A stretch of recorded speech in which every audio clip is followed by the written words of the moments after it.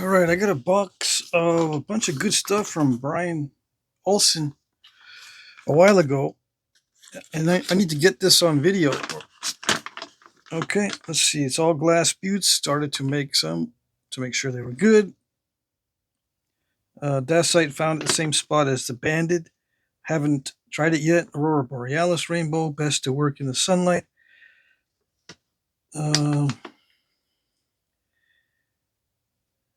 So you can see the colors, very easy to nap, but odd shapes.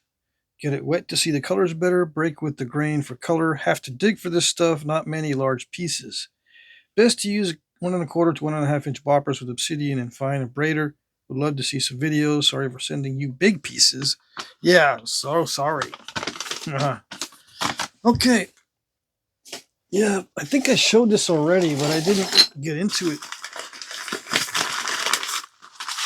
Under this light, I think we can see this Aurora stuff. Right? Yeah. So I'll be napping this, but not today. I'm going to nap some of the easier stuff like this gunmetal gray dacite. This biface. Yeah. I want to save some of this for later. This bubbly. Someone told me what that was, these bubbles in there. I forget what they're called. Yeah. I forget too easy. Let's see, what else can I nap that's not going to be too difficult, because I don't want to break this stuff. Should I refine this down a little bit? Yeah, let's put this down here. This is some more of the Aurora stuff. Yeah, this light that I got, this new light, I think it'll work. The stuff shows up really nice.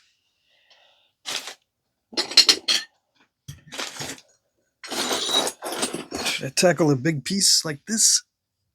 Banded obsidian? All right. Yes, I should. Okay, so this is what I'm going to start with. These down here. I already did some of this stuff. This one is, it's not a Clorox bottle bottom. White Magic bleach, right? This one is really curved. These are flatter, but the curved one has better color, I think. I will nap these eventually. There's an even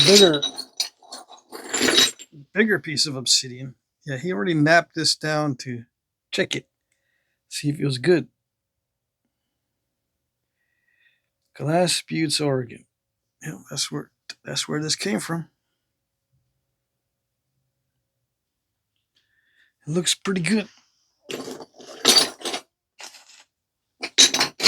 So I'll be napping this stuff from time to time. I'm going to keep it right there, along with 20 other boxes that I got lined up. I'm just estimating. It's probably more than that of other stuff to nap. What is first? Do the hardest one first.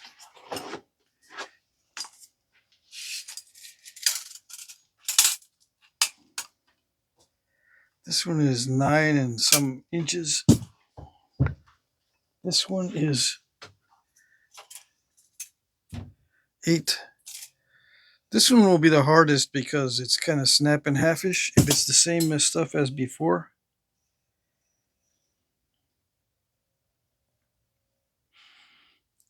I'm gonna. It has starting to get a little bit of a curve in it. I'm going to just. I guess I'll sample all of this stuff, get it down to where I can start finishing the pieces.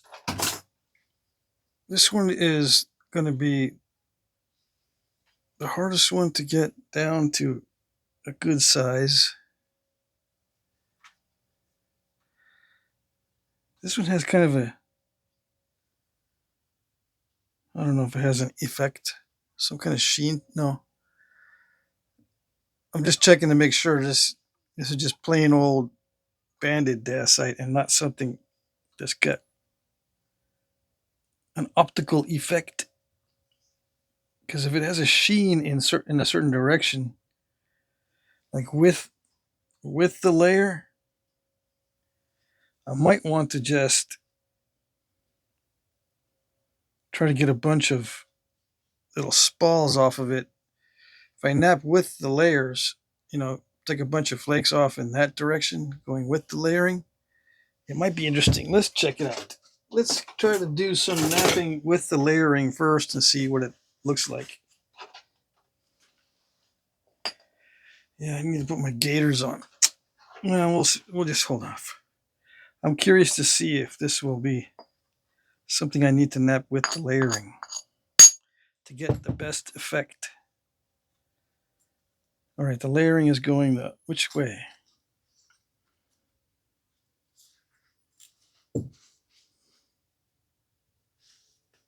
The other way?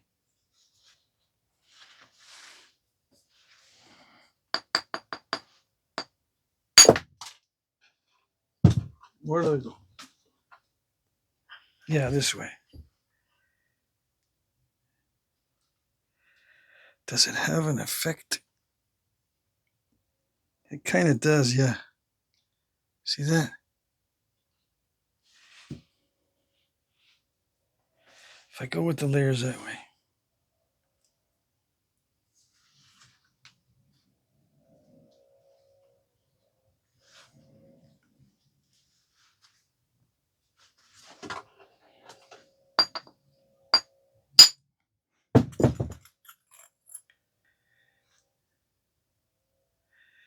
Yeah. See that? It has some kind of sheen to it if I go with the layers. But I won't be maximizing it for the biface. I'll just be trying for small little spalls because I have to go across this way.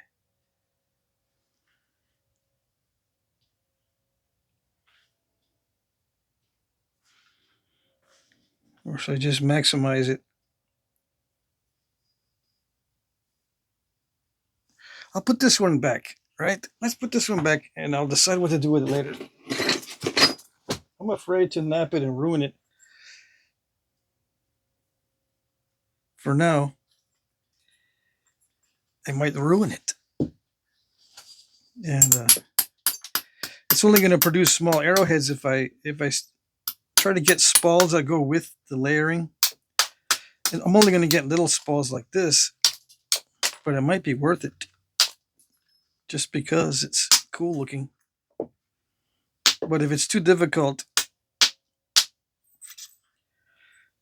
I'll just nap it into a biface, regular biface. If it's too difficult to capture this sheen that it has, or this optical effect, it really should be slabbed, right? Some of you saying it should be slabbed so you can get the most out of it. Get that $800 machine and slab it. I think the cheaper version is $800 or something. I'm not going to spend that kind of money. Not yet. Because I don't nap slabs, but I might have to invest in one of those slabbing machines if I'm going to try to capture the full effect of this obsidian. Yeah. All right, so let's do this one then. Yeah? No? Let's biface this one.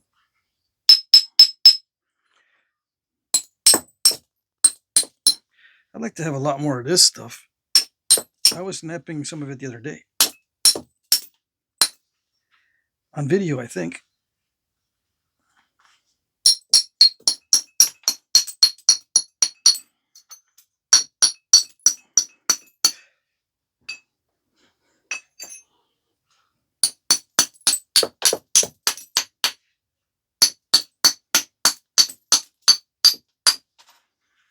Yes, no.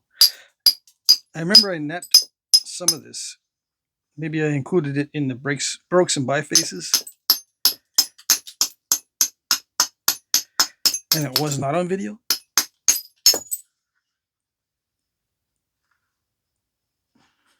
I'd like to have a little bit more of this because I like it. It's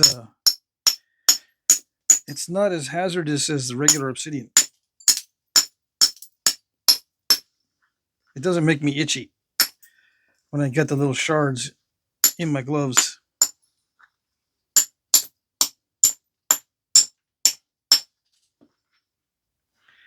It does get crunchy though.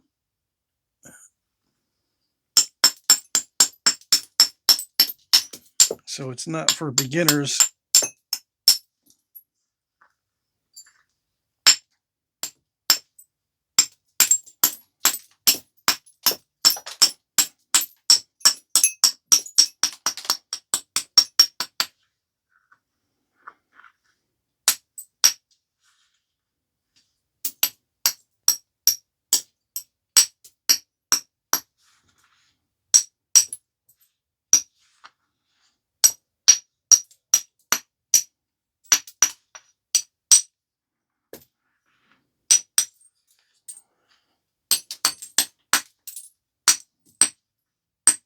I'm using a large bopper, but I think this one's 1 5/8. 1 5/8 cap. Right. 1 3/4 to the outside of the cap.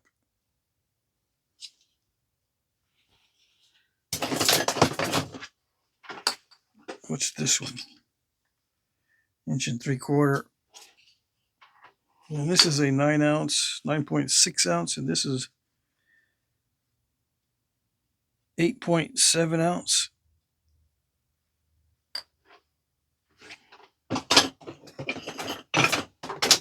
I go by the ounces.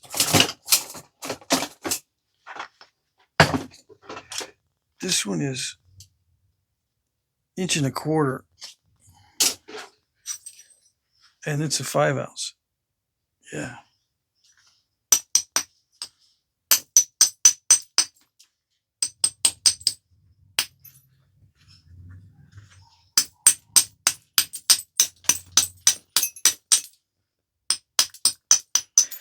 Now see, this shows the flake scars really well.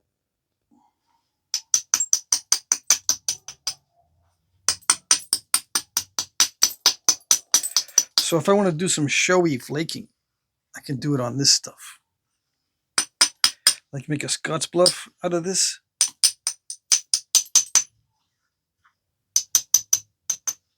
Right. Except, if I get a bunch of little step fractures in it, it won't look like a very nice Scott's Bluff.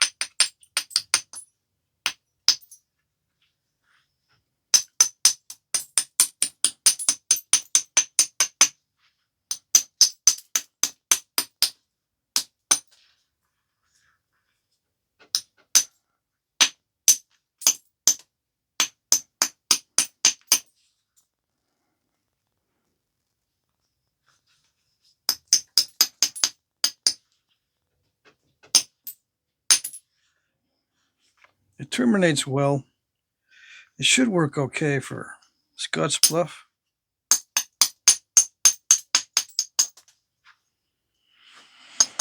Cody complex points. They did make them out of obsidian sometimes. And this kind of stuff, just opaque obsidian. It's not transparent at all. Not even on the edges, I don't think.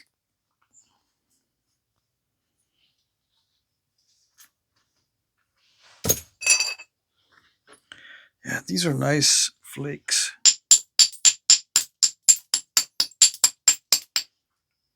Makes it too easy. If I don't break it.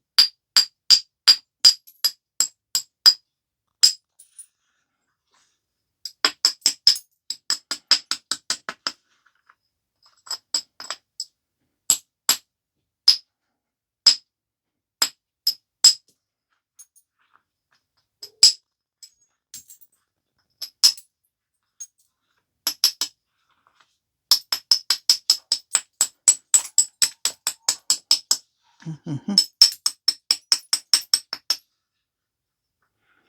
if I don't get too carried away.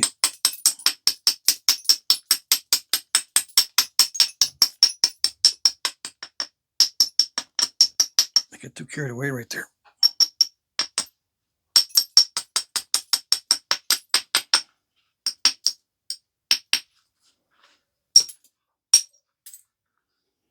There might be a crack in that one.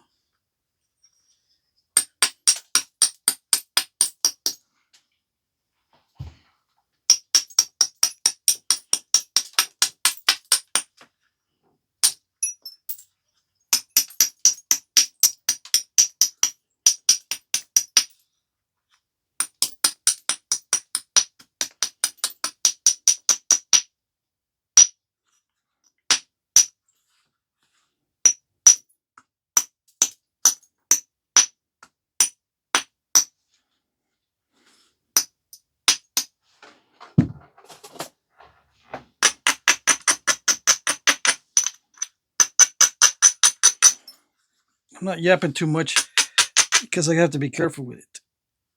Very, very careful. Just in case.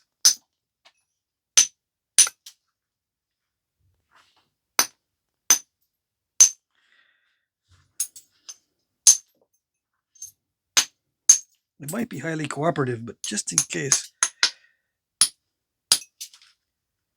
I have to tiptoe.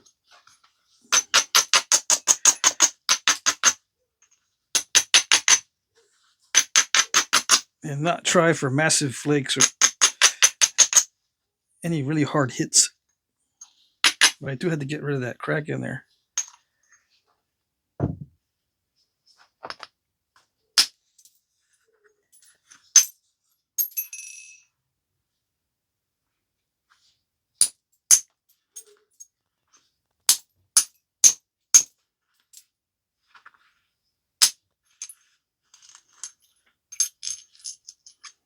What did it do? What did it do?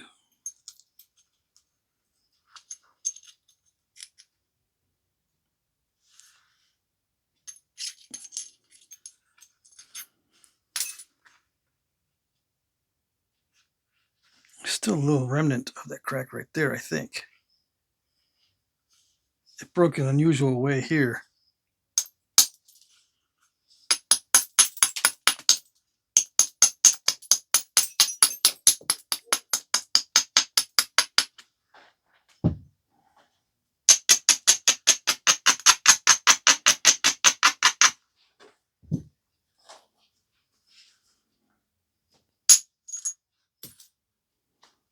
Yeah, it's cooperative. Yep. It is cooperative, so I think I might enjoy knapping this stuff. Yep.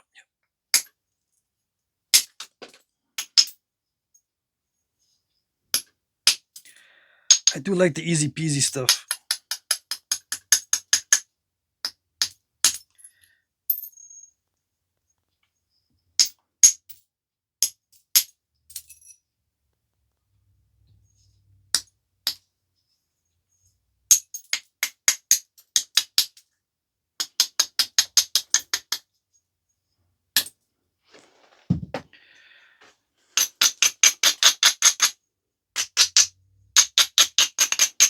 How good is this for knives and stuff?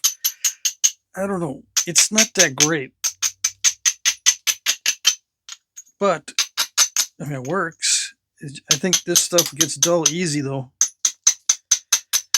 It's not like the other harder Obsidian.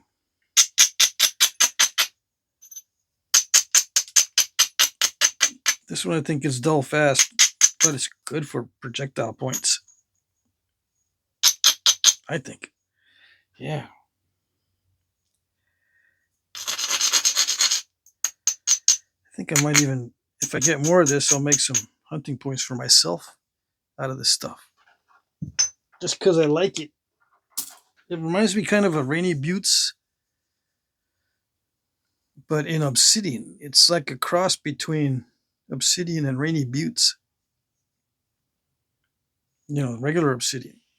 Like one of these, cross between this and Rainy Buttes, you get that.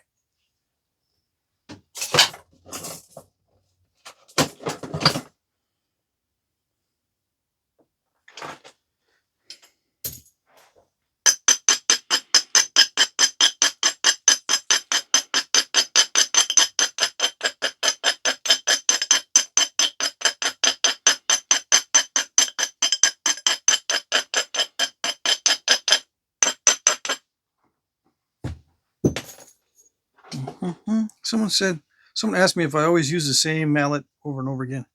Yeah, it's the same one I've used for years. Although I'll switch it out when I use my natural tools.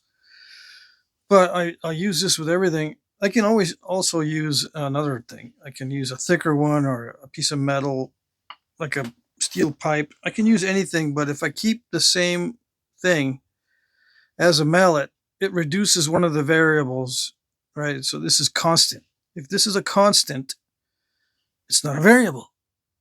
So it reduces the number of variables I'm working with if I keep this thing constant, this mallet. Yeah.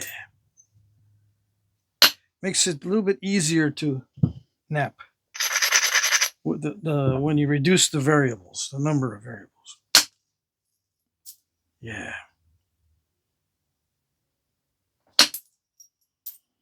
Variability might be the spice of life, but not with flint knapping. You want to have as many constants as possible. And yeah, that means if you make the same point over and over and over again, you can get good at it. As long as you don't get bored with it, that's the best way to go.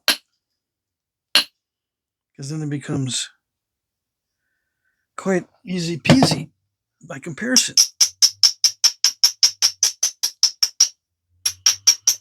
To always trying to make something different. Now, some people have to have variety. They don't think, or they can't stand the same thing over and over again. Those are the exceptions. So yeah, you're going to be struggling with boredom if that's you, if you don't like the same thing over and over again. But the ideal situation is the same material, same point, same tools, same environment, same weather.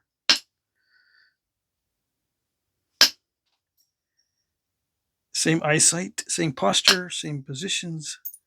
Everything same. And you'll have a much easier time with flint knapping.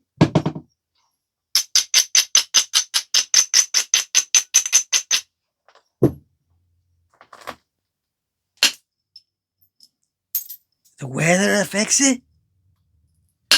Yeah. The weather can get you irritated or get you feeling weak. Yeah, the weather can weaken you if it's too hot or too cold. It can also be irritating if it's too hot, for example. It affects the flint knapping. It's one of the variables.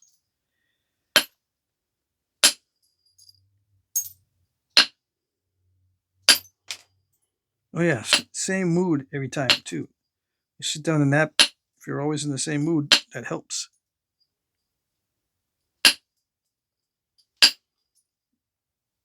But if you're like me and same old is fine for a while, but then it gets all of a sudden you wake up and you go, oh, I don't know, it's the same old thing again today. I know I was fine for 3 years, but today is different. If that's you, you'll have to change it up. Yeah, that's what I go through sometimes. I could be happy for years, and then all of a sudden I wake up and I don't want to do it anymore.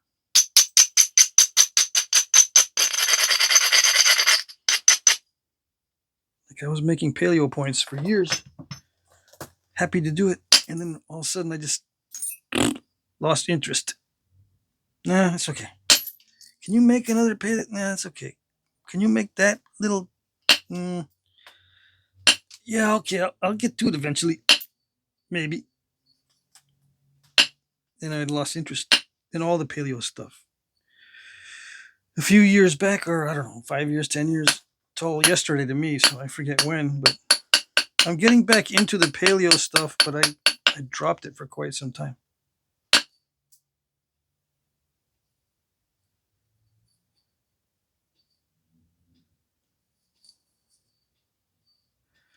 Yeah. The flake scars are nice on this stuff. I think I can do the Cody points. with this. And I bet you it pressure flakes really nicely. Really, really, really nicely.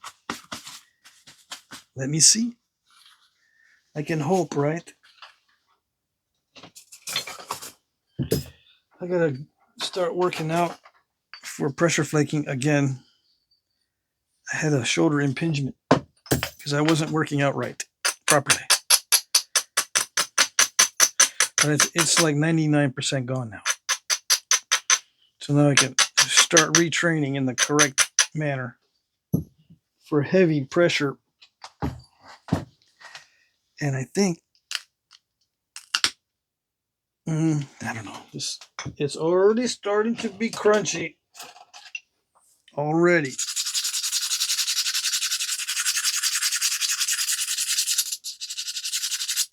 But I think once I get this managed, it'll be good for pressure.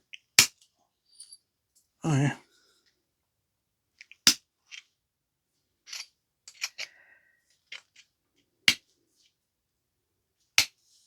But it does get crackly. Yeah.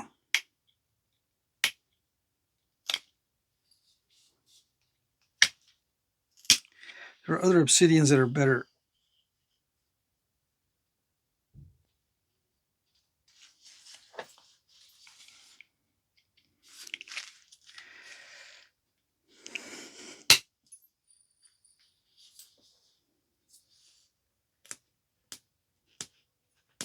I got pads with slots in them. Why don't I just use one of those? Well, I don't need to go past halfway on the Codys. I might not use pressure. I might just thin down one of my rods and then just use percussion for the Cody flaking on the Scotch Bluffs like I normally do. I normally do the Scotch Bluff with percussion and not heavy pressure.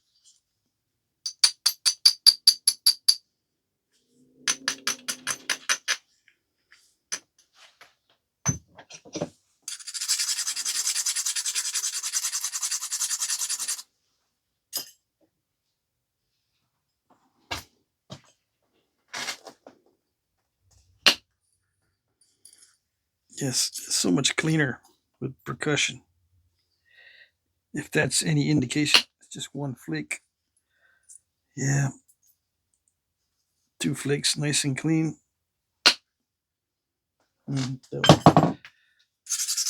did not abrade that one. So I just smashed the edge. Come on.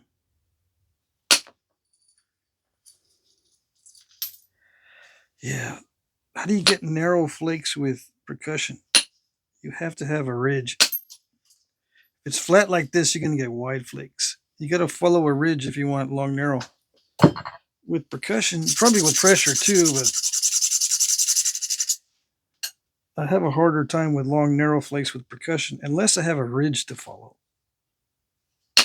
Then I can get a long, narrow one, but not if it does that.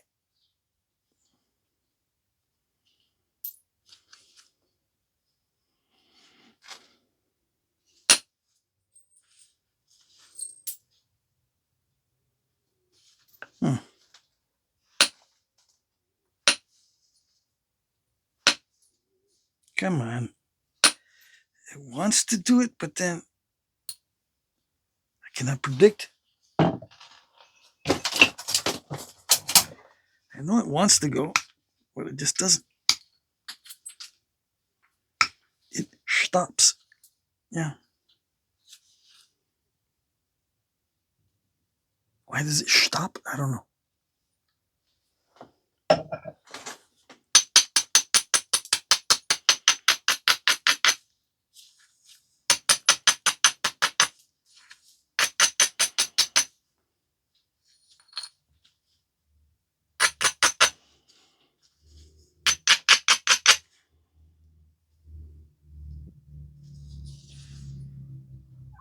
It shouldn't do that. If it does that while I'm doing a Cody point, all is lost. I can't continue. have to go next. So I got to have a material that will not do that. And you might say, it did that because you didn't do it right. I did it just like the other ones, right? But even if you're right that I didn't do that right, I can't have that happening. It's got to have good terminations, not one of those kind of terminations. Because some stones, even if I don't do it right, it'll still terminate reasonably well. It won't look all like that.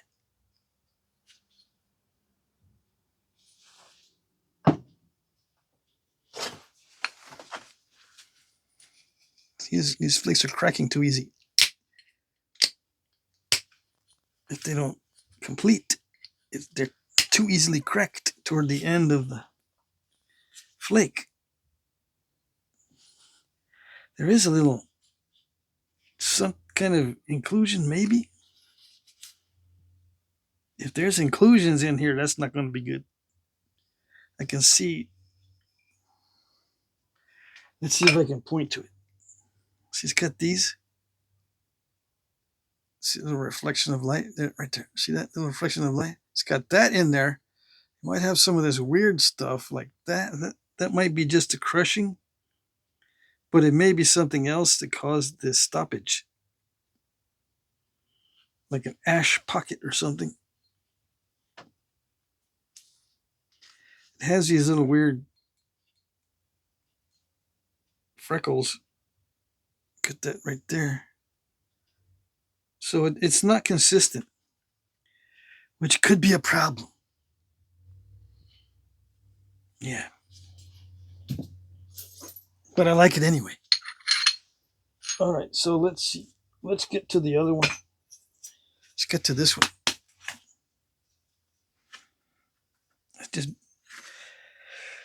Let's hit this one and get it straighter. Yeah, I gotta take some off of the top here. Brian already abraded it quite a bit.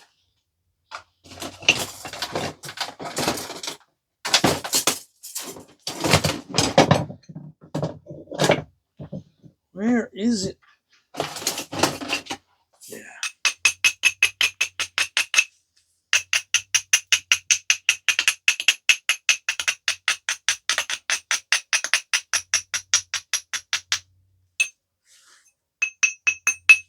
Nice.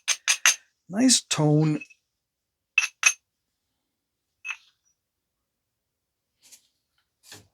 Does it matter? I don't know. I'm still on the fence with that one, whether it matters if it's got a good tone or not, but better to have a good tone than not.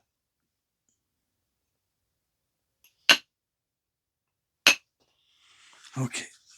I gotta be careful. This is snap and half-ish, so if I don't do the tip just right, I know this material, this silver sheen stuff. I know it likes to snap in half.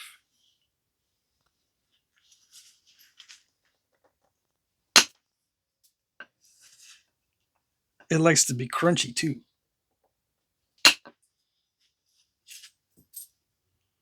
I'm using the best material possible, copper, with the best lighting I can get, under the best conditions.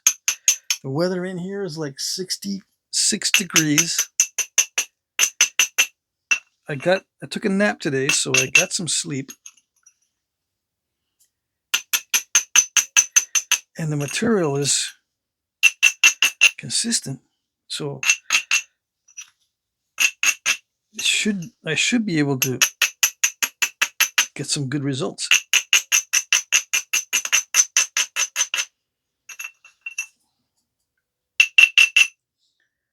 Yeah, there is some weirdness right there. Whatever that pocket is, but I don't see anything else. It's just the coeve. I gotta get the curve out.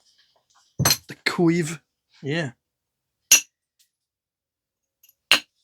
You gotta say it like Bugs Bunny says it.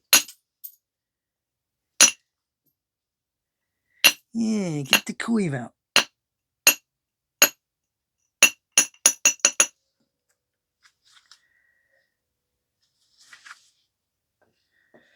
All right, see, what do we got? What do we got? Did I go the wrong way? I think I might have taken material off the wrong side.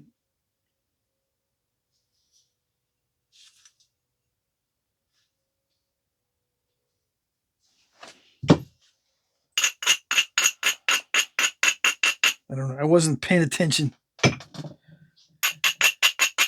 I was looking more for the flatness than trying to take out the curve. It doesn't make any sense.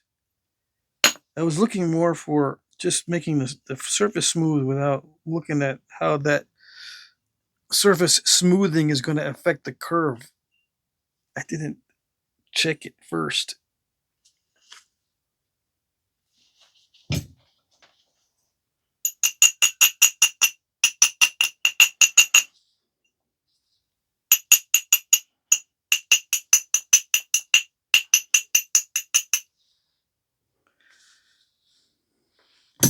There's a blade in there somewhere. In there. I just got to remove what isn't the blade. Easy, huh? Yeah, easy. No.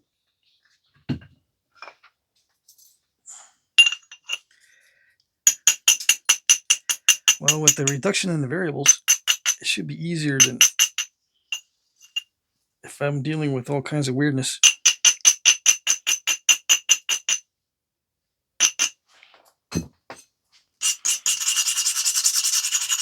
You're dealing with a weird brain, dude. What you talking about? You know, that is a problem sometimes. Waking up, you wake up all of a sudden and you don't want to do it. It's weird. Yeah.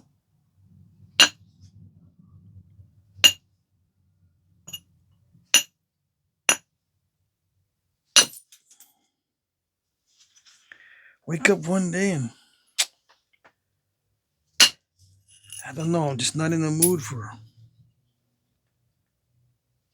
napping the certain point type or even napping in general. I've put napping aside for long periods of time.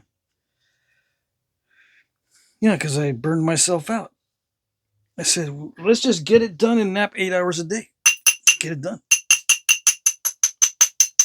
This could be a gung ho screw up. So that's what I tried. And sure enough, I became a gung ho screw up. Screwed up my whole attitude.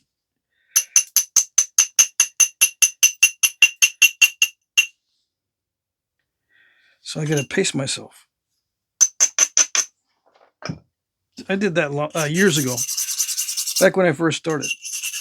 I said, let's just get it done. Let's just nap 8 hours a day whenever I sit down. Just plan the whole day. Just make sure my calendar is clear. My schedule has no appointments and just nap all day. Get it done. And whenever I go out, get it done. 8 hours. Plan it. 10 hours even better. Just get it done. Get it done all in one day. What's the matter? What's the problem? Problem is I got burnt out.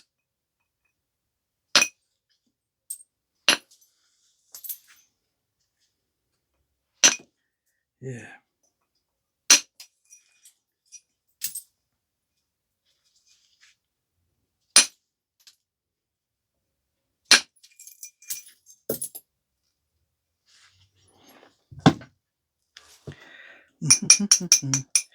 That happens a lot. Yep. But I got enough width on it because I didn't take the width down first that it doesn't bug me. It doesn't bug me because I stay wide. Yep. Stay wide, my friends. That way, if you make a mistake like that early on, you still got plenty of width to work with.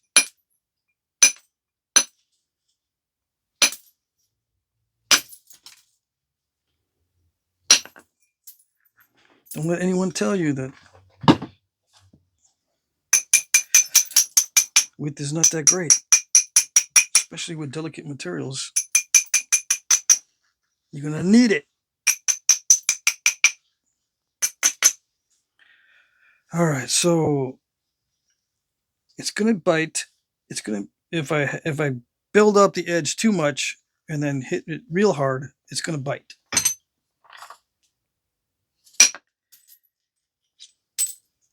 See that bit right there, but that didn't matter because I got a lot of material in here I can work with.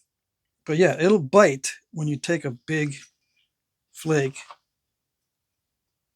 with a really strong edge. See, it bit again. This material, that's what it does. At least the way I do it. This curve is mostly out. Not quite.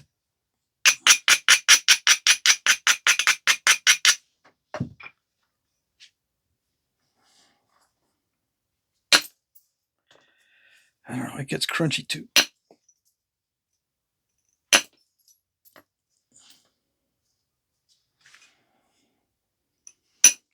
So the edge cannot be too abraded. The Goldilocks zone on this stuff is it's kind of a hassle. Yeah.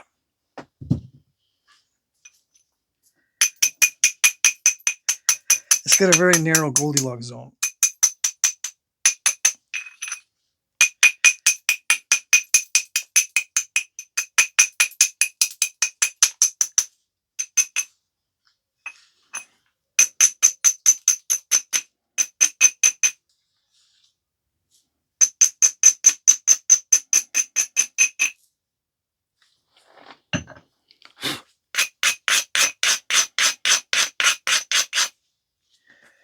Okay. I don't know. Let's see what's going on here. I have a tendency to take material off the wrong side.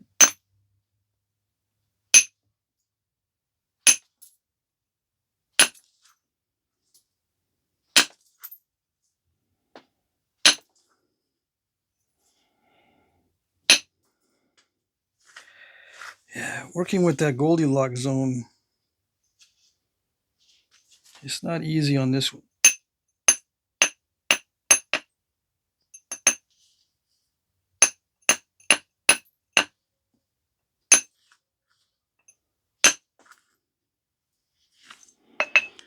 Yeah. See, it does weird. It does weird things because it's not forgiving at all. Yeah.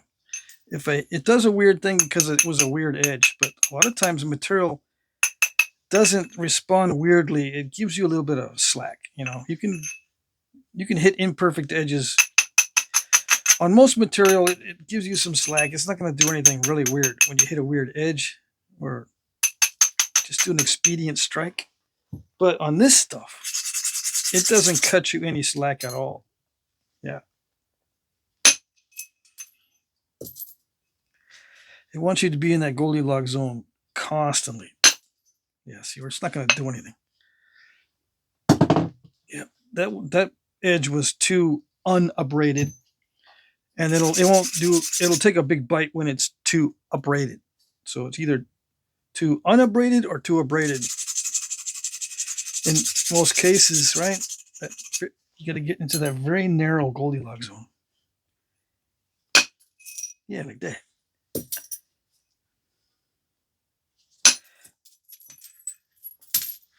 And the terminations aren't that great. It doesn't want to terminate all that well. All right.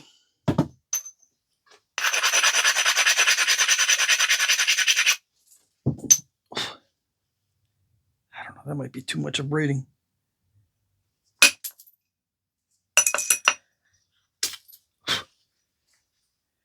We shall see.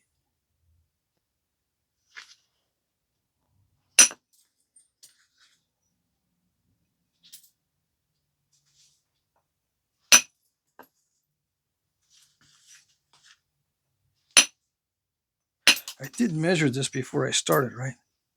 Yeah. I think I did.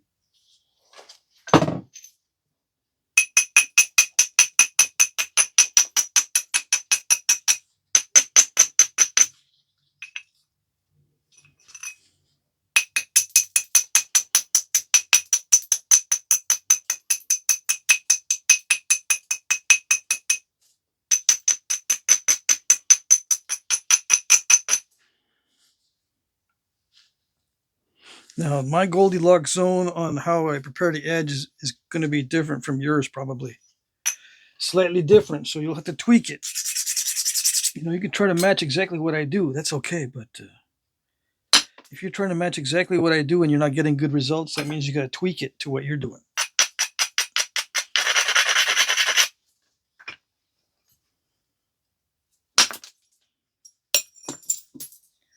Yeah, there's no one formula for all.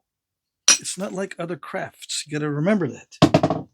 It's highly variable, depending on the napper as well as the material and the tools. The napper, the physical characteristics and the mental characteristics of the napper affect the napping. You can't take that variable out because it's a game of chance and it's very subtle. The little tweaks are very subtle, and just physical differences like the shape of your hand can make a big difference, and the weight of your hands makes a big difference in the flint napping, that kind of thing. As an example, there are many other physical differences in people's ways that they handle it and move that affect the flint napping. So you won't be able to copy someone else exactly because your physical characteristics are not exactly like the other person. And when it's a game of chance that is affected by just subtle little tweaks, you got to keep in mind that that's going to affect the flint napping. The physical, the way you're built is going to affect how you flint nap. So you can't take my advice exactly unless you're built exactly like I am. And even if you're built exactly like I am, you might not move exactly like I do. You might not have the flexibility. I have hyper flexibility in my fingers and stuff. And I also have like very squishy skin that affects the flint napping. Believe it or not. So when I hold a piece and try to be firm in holding it, it's kind of squishy compared to other people. Other people can hold it firm and it's very firm. The firmer I hold it, the weirder it gets on the pressure on the piece. When I try to hold it really still, I have to really dig in because I'm really squishy, and then it affects the bending of the piece. The bending of the piece. If I'm having to really hold it really really tight because I'm so squishy, it affects the bending of the piece. And if I hit it wrong, I'll snap it where other people, they never have that problem because they're not built the same way. So I tend to have an issue with support. So I limit it. I limit the amount of support and firmness because the way when I'm holding it firm, it causes weird things to happen. Yeah, that's all I can say. So I try to only back it up on this part.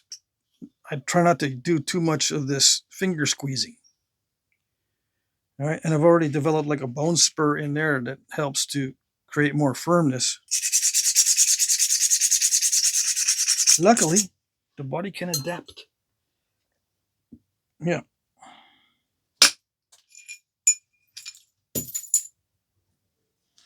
But that's just an example of how the physical characteristics can change the results.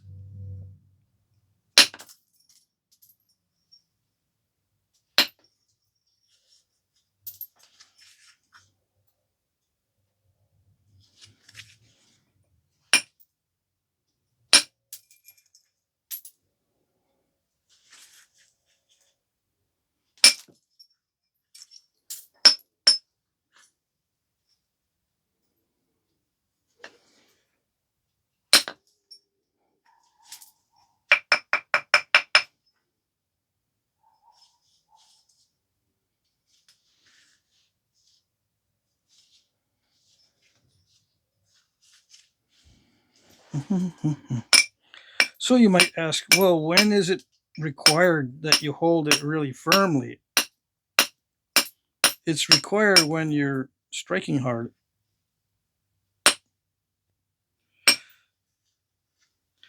The firmer you can hold it, the less power that you need when striking hard. Yeah. I have to strike a little bit harder than normal because I cannot hold it very firm.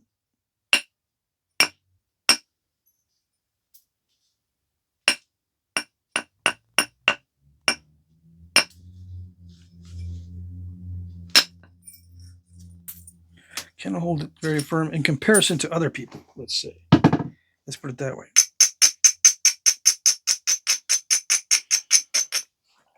Sometimes I tell someone, you gotta hold it really firm and then hit it really hard. And they end up overshooting it where I wouldn't have overshot it in that case. So I said, okay, loosen up your grip a little bit. And then I look and see what they're doing, and apparently they don't need to grip it nearly as hard as I do to get the same result. Okay, I'm going over that over and over again because I just want to make that clear. Physical characteristics of your makeup, of your hands, your physical makeup affects the knapping, so that you cannot always count on copying someone else's technique exactly.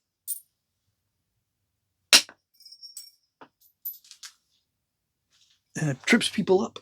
Yeah, they get all frustrated. I'm doing it just like you did, but I can't do it. Yeah.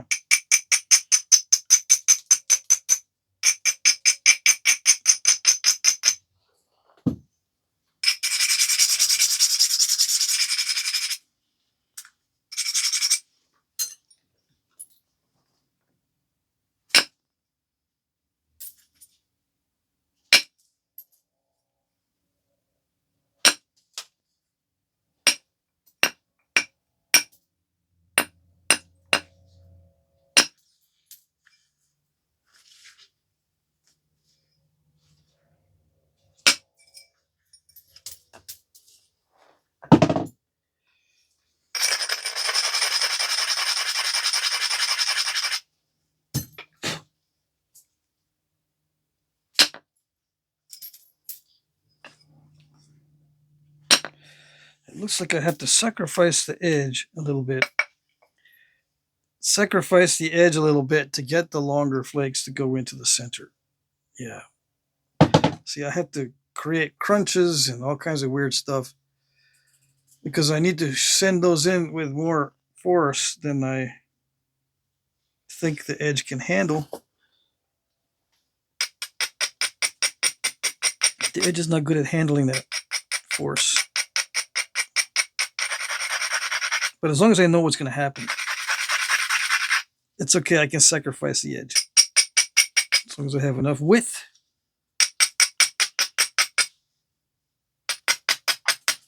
Yeah.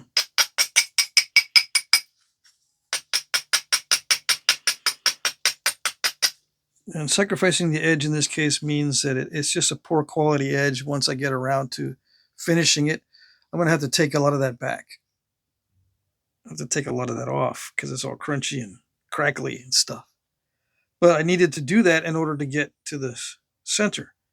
Now, can I abrade it more? No, because I take bites out like this. I tried that already. Abrade it more so you don't have to get a crackly edge. No, you'll get bites like that if you do that. Not if you do it right. Yeah, if I hit that Goldilocks zone perfectly in a perfect world, yeah, it won't do that. But the Goldilocks zone is not easy to attain or to get every single time. I'm not able to get into that zone every single time. So I got to watch out. How do I watch out? I make sure I got plenty of width for those little cracklings that happen every once in a while.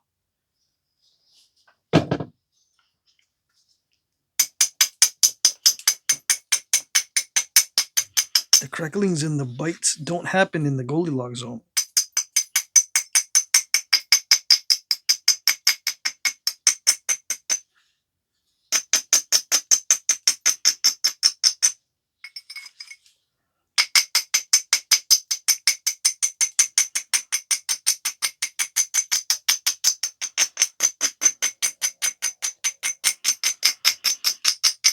And the more you try to make it just right, the longer it takes. So if you're okay with taking a long time to make a big blade or whatever, or any kind of blade, to get in the right zone as far as the edge quality goes, then yeah, go for it. If you don't mind it.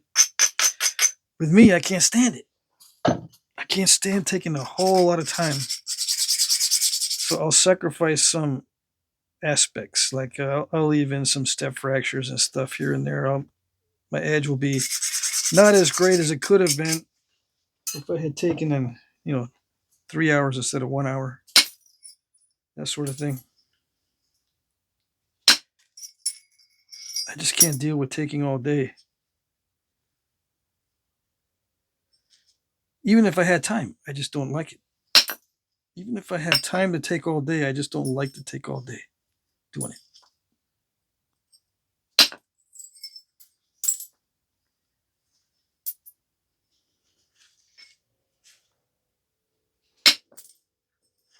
It's not for you to like or not to like.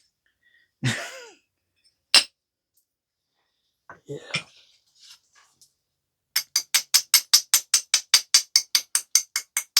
I hear my uncle's voice every time I say that. It's not for you to like or not to like.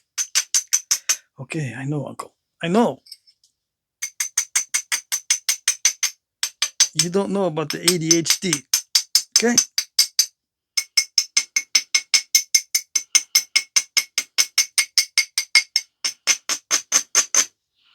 ADHD is short for having mental problems. Bet you that's what he's thinking. It's not wrong.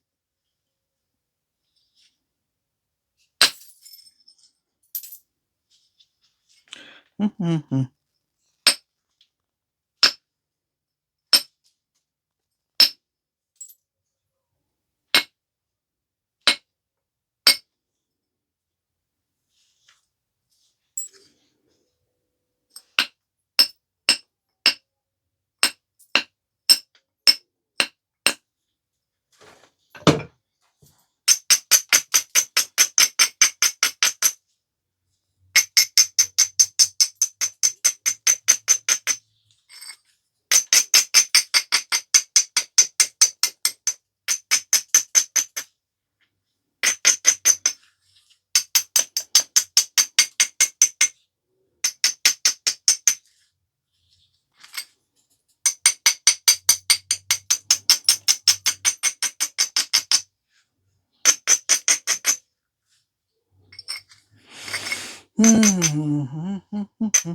Yeah, so it's going to take me all day to do this, so I'm going to cut it here. Yeah. So you can see how it's going to go. It's going to go trial and error. Once in a while, I get a good flake. I got to depend on luck sometimes. I'm going to make mistakes along the edges. It is slowly getting thinner, but I'm losing a lot of width. Let's see, where's the tape measure? Started out as 8 something. Didn't lose too much. I lost like a quarter inch or so. It was like 8 and something. I lost it because I took the curve out of the top. I was really hitting the top a lot, so I think I lost a quarter inch off of this. And then I was abrading this earlier. I saw that I knocked off a bunch, like 1/8 of an inch off of that, just by abrading and then sending in some flakes to thin that. Other than that, I think I don't need to lose much more off the length. Yeah. Maybe another 1/8 of an inch on the final sharpening. It's getting there.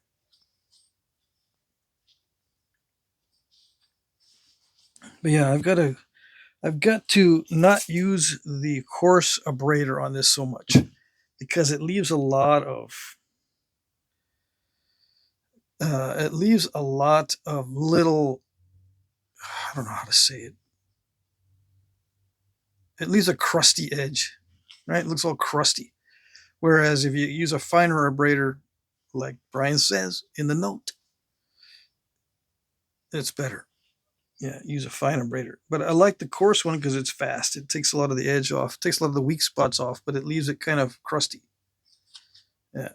And crusty is like when you have a crusty tip on your flaker, you don't get good contact. So it doesn't impart all the necessary energy. So you get stuff like that, like this. And the flakes don't go as far as you want. They might terminate okay, but they didn't go as far as you want. That sort of thing. Yeah, you need good contact to get the full flakage. That's going to be a problem later because it's scooped out a lot. Yeah, that's what I get for abrading and hitting it really, really hard. Can't go crazy with the abrading. All right, so I will continue this on another video. All right. Yes, I will continue. I'll put these aside for a part 2 or something. I got to work on other stuff. Where is my basket? I know I had an empty one. Yes, I do. There we go. And I got to put a little note. Yeah. I'll do those in another video. Okay. I'll save some of these flakes. Oh, yes, yes. Because they're cool. All right, there you go. That's it.